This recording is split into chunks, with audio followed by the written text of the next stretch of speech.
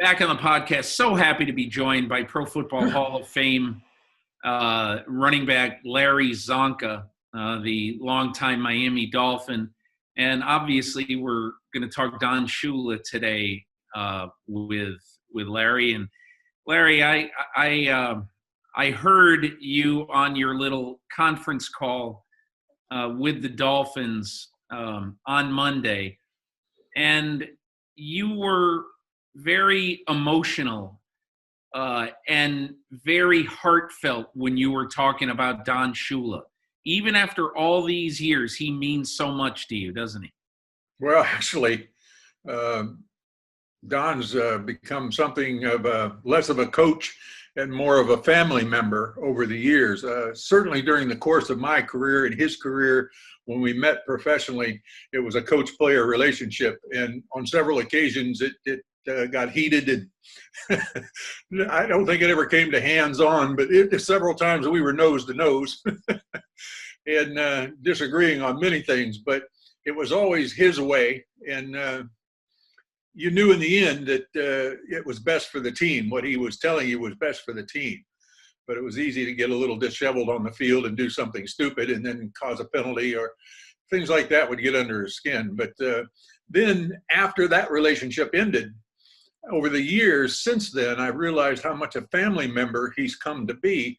And that was graphically demonstrated yesterday when I learned that he had passed. Sometimes you don't realize that's happening. Someone's getting that close to you and how much you care about them and feel about them, because it's been over the course of 40 years until all of a sudden they're gone. And then you feel tremendous remorse. Larry, I want to go back to the beginning first, and just so that people can have some sense of your relationship. Let's talk about what happened right at the beginning, because when you first got to the Miami Dolphins, that was in 1968, and you played for another coach named George Wilson, and you guys were not a good team at the time. You won, I think, 5 games the first year and 3 games the second year, and then George Wilson was out and Don Shula was in. So tell me what you thought at the time when one coach got fired and the other coach got hired. Frankly, Peter, I figured I was going down the highway. I figured I was gone. Coach Shula, when he came to us, was coming from Baltimore, where Johnny Unitas was there, and they were not a ball control team, which was something George Wilson, our ex-last coach, was trying to put together through Joe Thomas, our personnel director. Offensively, we were headed that way, mimicking what Green Bay had, and he was trying to build that, the personnel director. But then Shula took over, and I figured, well, that'll probably be the end of that. But Shula hired Monty Clark, who was an ex-Browns player that blocked during his career for the great Jimmy Brown. So he knew a little something about how to be on the offensive line and how to put an offensive line together. And lucky for me, Coach Shula, and again, this comes down to the head coach's ability to not be one, just totally one-sided. He listened to Monty Clark and said, there's a possibility here that we have the makings of a ground control offense. So maybe we should shift from what was your old pattern at Baltimore. Maybe we should look at this instead of just trading and getting rid of it. And the great thing about Shula was he listened to his assistant coach, who was just a first-year assistant coach at that point. But he listened to Monty Clark and started to lean that way, and lo and behold, became a ball control offense in the next 2 or 3 years. So that was a great transition, but it also shows the versatility of Shula's professionalism. He could take this group of guys and win with them, or he could take that group of guys and win with them. To quote Bum Phillips, he could take his'n and beat your'n, or take your'n and beat his'n. And no greater words were ever spoken about the coaching ability of Don Shula than those words right there. Yeah.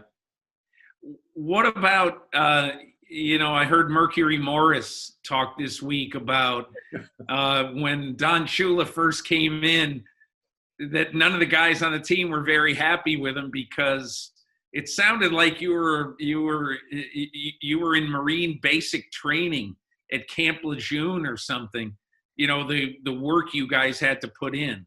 What was that like early, getting used to that amount of work, that amount of practice? Well, go back with me, if you will, to 1970. That was the year of the holdout. So the season didn't start until 10 days before the regular season was going to be on. We only played 1 or 2 exhibition games. We have a new coach coming in that's going to teach us a completely new offense and defensive structure. The numbering system is going to change, all those things. We practice 4 times a day. Wow. A morning walkthrough at daylight in shorts. Then we were out in shorts and our full pads in the morning, and then shorts and shoulder pads and helmets in the afternoon, and then a walkthrough in the evening. So we had 4 practices a day for like the first 9 days. It was hell. We had a guy that had the tolerance of, next to nothing. If you didn't pick it up the first or second time, he became vehement about it. And, 90-degree heat, practicing 4 times a day, 10 days to get ready to install a new offense and defense. Think about all that. Certainly, it was not a happy scenario, and we were not. He became something of a Satan figure in just a matter of 2 or 3 days. Okay, so was there any open rebellion? There's no open rebellion with Don Shula. Never was, never occurred. It never occurred to me to even look back before I met him, because he was straight down the road, straight ahead, man of integrity. What he said went. We played within the rules. The only confines we had were the rules. And if you played within the rules, no matter what you did, it could not be the right thing, but that could be worked with, but don't break the rules. And that led to the definition of his integrity. In several occasions, there was opportunities where we could have taken advantage of a circumstance. I won't get into particulars, but things happen during the course of the year. Sometimes things land in your lap that tell you what the other team might do. Okay, now, Larry, you got to tell me, is the Oakland Raiders story true? The apocryphal story is that somehow, some way, the game plan of the Oakland Raiders was kept in their locker room or found in the garbage can. And Don Shula, when apprised of that, said, I don't want to see that. I'll tell you exactly what happened. Good. And I'll tell you, because it's a great positive thing for Shula. Leaves a little question about myself, but at any rate, here it is. Art Toms was the defensive tackle for Oakland Raiders. He played with me at Syracuse 4 years before. We were going in after the 72 season in 1973. We were going into the regular season. We were going to play the Oakland Raiders in Oakland. The stadium was under some degree of repairs. It was like the second game of the season. And we went into Oakland on a Friday, I think, and we were practicing there Saturday morning. But because of the construction going on in the stadium, we had to use their training room. They had practiced earlier in the day before we got there. They cleared out their locker room, left. We went in and used their locker room because the other one was under construction. I picked Art Tom's locker just for the heck of it, because I knew him in college. Thought it'd be funny. I was going to leave him a note in his locker, dead fish in his helmet, something, mess with him a little bit. So I'm sitting in his locker and I'm going through it to find something to write on, and I find the Oakland Raiders game plan. Here's their game plan for what they're going to do the next day. Now, that can be construed a couple of different ways. Knowing what they're going to do is their fault for leaving it there. Is it the right thing to do? Unquestionably, it's not the right thing to do. But is it cheating? I don't know. It's a fine line there. So I went and handed that report quite quietly to Monty Clark. And when he said, "What's this?" I said, "I don't know. I've never seen it before," and turned around and walked away. Here's the bottom line. We lost the game. Even with the game report, we lost the game. So after the game, I'm riding back on the bus with Monty Clark. I turn to Monty and say, he sits down beside me. I said, "Monty, what the hell did you do with the game report?" He said, "I took it to Shula, and when he asked what it was, I told him," he said, "tear it up. If we can't beat them straight up, then we shouldn't beat them." There it is. Now, in my estimation, in my world, if you're dumb enough to leave your plan for how you're going to play the chess game against me laying on the stool that I'm going to sit on, I think I'm going to take a look at it, you know. On the other hand, Shula, his famous quotes were, if we can't beat them within the confines of the rules, then we shouldn't beat them. Now, that comes from a guy you couldn't find a guy that's more sincere about winning, but only winning within the rules. Now, that tells you a lot. I think that's why he's the only undefeated coach right there. That's really a great story. And I didn't know it, obviously. Larry, I only felt the ire of Don Shula one time. And that happened in the early 90s when I was working at Sports Illustrated, and I wrote a book for Sports Illustrated on pro football history. And I had the 10 greatest teams of all time. And it wasn't for a single season. It was kind of for an era. So, you know, the Packers of the 60s and, you know, the Browns of the 50s and all that stuff. So, and I didn't have the Dolphins first. And Don Shula got so angry. And, you know, he let me know about it, which I'll say this. I respected him for that, because instead of just swallowing it and saying, oh, Peter King, that idiot so-and-so, he let it out. And he said, that's wrong. You know, no team ever did what we did in the modern history of pro football. How can we not be the best team? So, and I wanted to go into that year with you and just say what so impressed me about that year is that it was not the A team the whole time. You needed your entire roster for the whole year to win 17 games. And that is what, when I look at it in history, just really impressed me. So go back to that year if you can and tell me, when did you know you had something special, and why do you think perfection happened? It's interesting that you use the term had something special. I'll tell you where the something special started and how strange it seems, but how it fits Shula's character. The specials part started after we lost Super Bowl VI to the Dallas Cowboys. They kicked our ass. People say, well, how in the world could an undefeated, you know, a perfect season ever come off a Super Bowl loss? That's the very reason for the 72 season. The 72 season, the operation of perfection, started with the agony of defeat in the locker room in Super Bowl VI after the game. Shula threw all the media, all the other people out of the locker room. Just the players and coaches were in there. And he said, I want everyone in this room to remember this moment, because we're going to take the pain and agony of this moment, and we're going to take it with us to next year. We're going to approach the games next year one at a time, like every one of them is replaying this game, an opportunity to come back and win after we've suffered this terrible defeat. So each week we're going to remind ourselves of our destiny and what our work is, to come back one game at a time with the idea that we're going to approach it like we're going to win every game. He said with the idea like we're going to approach winning every game. He didn't say we were going to win every game. He said we're going to approach every game with the idea that we're going to win every game. In other words, we're only going to concentrate on that game that week. We're not going to look forward. We're not going to look backward. We're only that game. That's where the perfection started. Then, of course, and just what you alluded to, it came down to a backup quarterback. Earl Morrow takes over in the third or fourth game. Bob Greasy's leg's broken in two places. We don't get him back to the Super Bowl at the end of the season. Lo and behold, every person on that team, first team, second team, backups, special teams, every player at some point in that game, in that season, played a part. And to have that kind of unity, that kind of total awareness towards a common goal, perhaps has never happened before in a season in the NFL. And I think that's why he's the only one that can claim that title.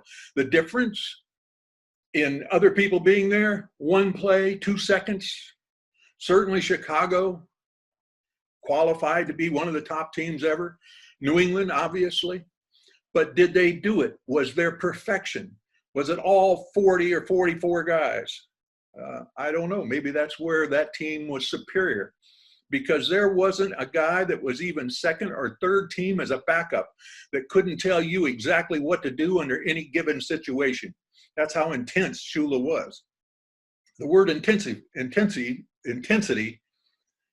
has a different definition. It should just say Shula under there as a definition in Punk and Wagner. So that should be the definition, because nothing passed him that season. He was a man on a mission like I've never seen. He took the corpse of a dead team after Super Bowl VI and said, this is what happened to us, and nailed it up on the wall. And each day we had to go out to practice past that corpse and come back in, thinking about what had happened to us so we would concentrate on the matter at hand. That's the kind of dedication, that's the kind of coaching aggressiveness that Shula had. And it worked. That's an incredibly good description. I think what is so interesting, a lot of times you see premier teams, and most weeks they're winning by 20 or 30 points. You know, the Patriots team in 2007, before they lost to the Giants in the Super Bowl, they were just blowing everybody out. What was so interesting about your year in 1972, in October, Buffalo, you beat them 24-23. Early in October, you beat Minnesota 16-14.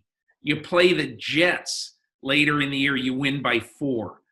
And then you get into the playoffs and you beat Cleveland 20-14.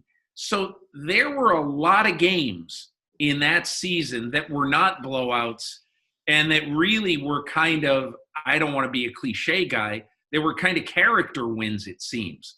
I mean, what do you remember about this season in terms of so many competitive games you had to play during the course of the year? We were as good as we had to be. And we hit people not with our first team. We hit them with our second team and our third team. In the last game that you alluded to, the Cleveland game, it came down to a blocked punt or a blocked field goal. I don't remember. It was Charlie Babb. It was a backup guy that was playing for us, the first-year man.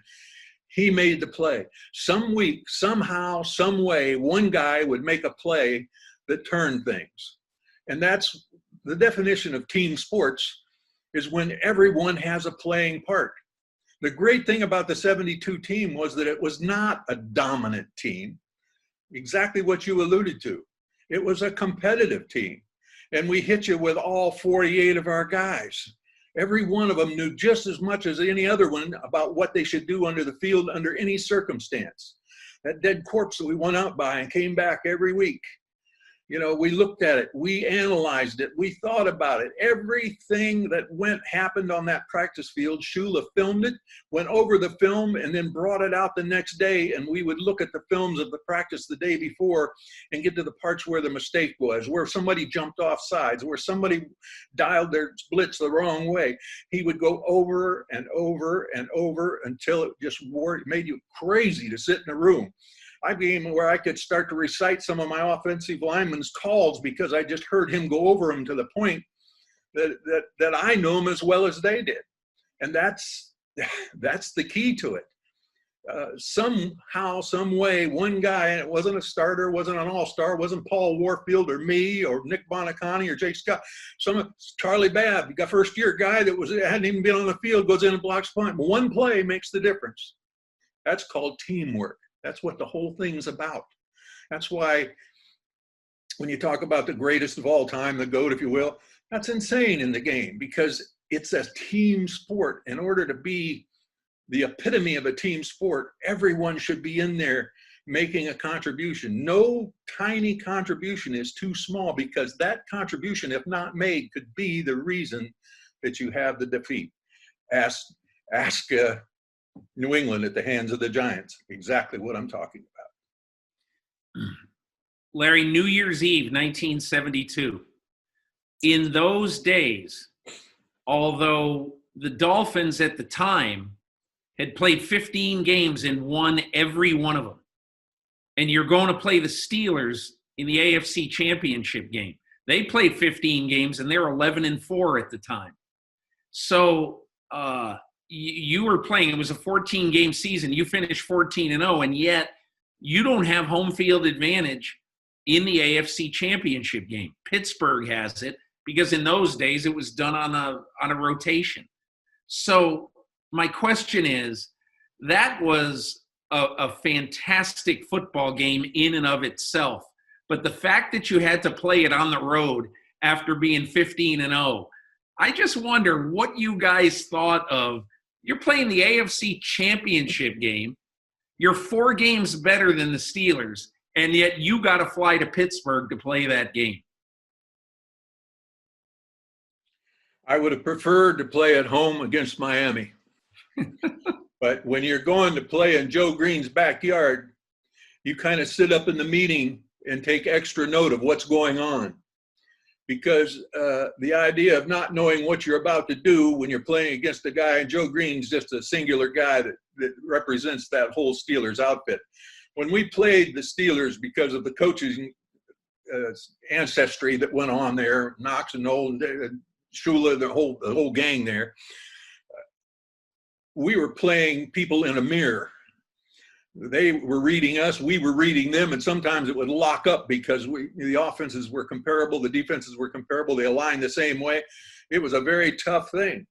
And to just have a small edge, I'm not so sure that it wasn't better for us to play away, because if we'd have been playing at home, we'd have figured, well, we got a little edge because we're at home. That may be what happened to Pittsburgh. That was, I mean, it's almost unthinkable today that, you're undefeated and you go on the road in the playoffs to play a team that's lost 4 games. After you ended up beating Washington in the Super Bowl in that perfect season, there must have been such a range of emotion in that locker room, because over a 52-week period, you did it. You avenged one of the worst losses of your lives, and you came back and won this one. What do you remember about that day and winning that game against Washington? I remember taking the corpse that had been nailed up on the wall from Super Bowl VI down off the wall and putting up the championship trophy in its place. What a great reward. That trophy, when Shula held it, and he hugged it. They carried him off the field, and he hugged it. I was leaving to go to the Pro Bowl. I got out of Dodge and went on. But in that locker room, what you just alluded to, there was a moment there when he was holding that trophy and he looked at it, and it was like he got it. It happened. If there's a pinnacle, if there's a one point that stands above all the others, waist high up out of the water, above all the rest, and rays of sunshine come off, it was that moment when he walked into that locker room with that trophy in front of us. He asked us to do something that I think maybe even he thought was probably impossible, but he still challenged the mountain and got us to go with him, and he got us to believe. And when we did it and he walked in with that trophy, was a moment that I'll never forget. Now, I was not a fan of Don Shula, as you alluded to, from the time he arrived. I had my mixes with him. I was nose to nose several times. I thought I'll be out of here before the sun sets. I figured I'm going to be blocking for OJ in Buffalo tomorrow, because you could say, if you went into Don Shula's office, here's the kind of guy he was. In a meeting, if you had a problem and got mad, got up, walked out, whatever, that's okay. Go to his office. When you walked in his office, he would shut the door and say, okay, what's on your mind? And that was the point where you could download everything. And you end up nose to nose, screaming, beating on the desk. His desk, it's a wonder. I know it had to be reinforced several times because other people besides me beat on it, threatened to hit him with it in his own office. In there, you could say whatever you had on your mind over in front of the team. You addressed him as coach, and honored the position. But when you went into his office, then all the gloves came off. It was Katie bar the door. And many times we had heart-to-hearts in there. But that's the kind of guy he was. And,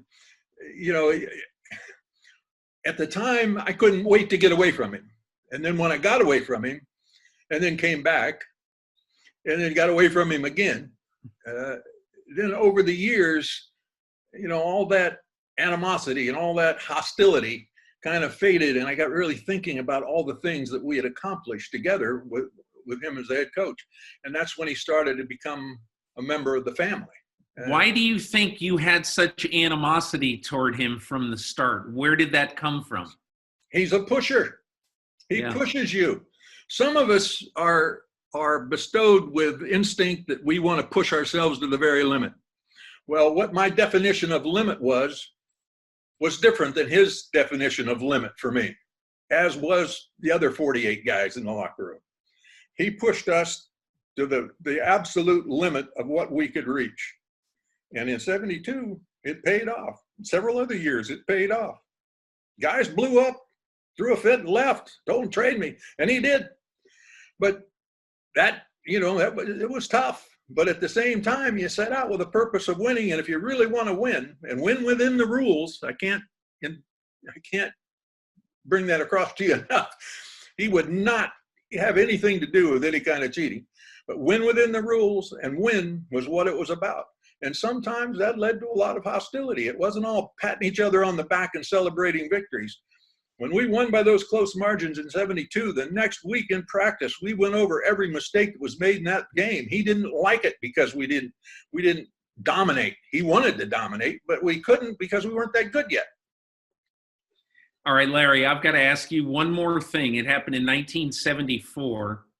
In March of 1974, you were the second overall selection in the World Football League draft by the Memphis Southmen. And most people who listen to this have no idea what the World Football League is. And I'll just tell them that basically there's been a bunch of other football leagues through the years. And that was the first one after the AFL-NFL merger that came in to try to be a legitimate second league. And so you were drafted second. You got a big contract offer from the Memphis Southmen. And tell me what happened at that time between you and Don Shula when you said, hey, I'm thinking of going and playing in this league. Well, he wasn't happy. I went to see him. I had played out I played out the option that year. And it was after I actually signed with them, then I played the option out. And then I left to go to Memphis, go to the Memphis Southmen. Shula wasn't happy about it, but he was a professional. He understood.